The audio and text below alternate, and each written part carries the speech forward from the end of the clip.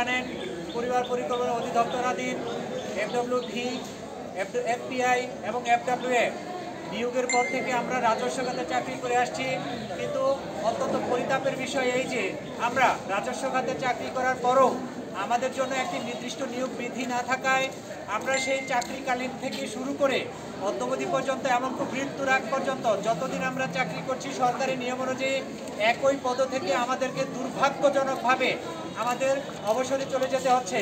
বাংলাদেশের ইতিহাসে স্বাধীন এই দেশে এমন কোনো ডিপার্টমেন্ট আছে কিনা আমার জানা নেই যে ডিপার্টমেন্টে একই পদে বহাল থেকে একজন সরকারি চাকরিজীবীকে এরকম নির্লজ্জভাবে একই পদ থেকে রিটায়ার্ডে যেতে হচ্ছে।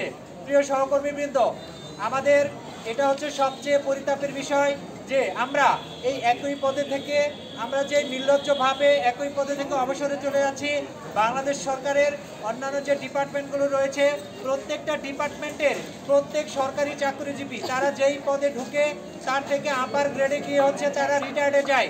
আমরা সেই শুরু থেকেই একই পদে বহাল থেকে আমরা অবসরে চলে যেতে হচ্ছে। এই দুঃখের বিষয় হচ্ছে আমরা নিয়োগ বিধি নাই। আমাদের সবচেয়ে পরিতাপের বিষয় হচ্ছে যে আমাদের এই যে বঞ্চিত একটা অবস্থা, এই বঞ্চনার অবস্থার প্রধান কারণ হচ্ছে নিয়োগ বিধি। বাংলাদেশ সরকার আমাদের এই ডিপার্টমেন্টের একটা সুনির্দিষ্ট নিয়োগ বিধি থাকার কথা ছিল। আমাদের এই নিয়োগ বিধিটা না থাকায় একই পদে থেকে আমাদেরকে অবসরে চলে যেতে হচ্ছে, যার জন্য আমরা আমাদের এই যে পরবর্তী প্রজন্মগুলো আসছে তাদের মনে একটা বিরূপ প্রতিক্রিয়া সৃষ্টি হচ্ছে। সুতরাং আমরা আমাদের এই প্রাণের দাবি, আমাদের ন্যায্য দাবি একটাই, যতদিন পর্যন্ত আমাদের নিয়োগ বিধি বাস্তবায়ন না হবে ততদিন পর্যন্ত পরিবার পরিকল্পনা অধিদপ্তরাধীন FWB, FPI এবং FWA আজকে থেকে আমরা সর্বাত্মকভাবে কর্মবিরতির ঘোষণা করছি এবং আজকের পর থেকে আমরা যত ধরনের সেবা কার্যক্রম আছে প্রত্যেক সেবা কার্যক্রম থেকে আমরা নিজেদেরকে বিরত রাখবো।